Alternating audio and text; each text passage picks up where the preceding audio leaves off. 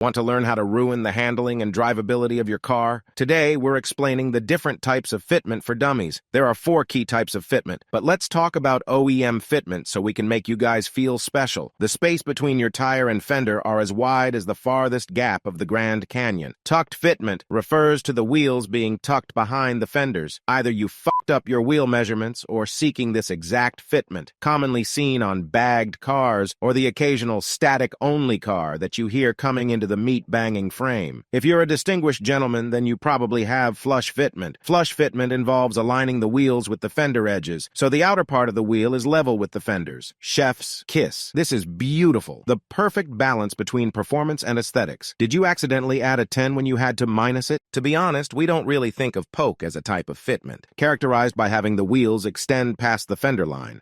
Commonly seen on cars that did a fucky-wucky on their specs, but usually gets fixed sooner or later.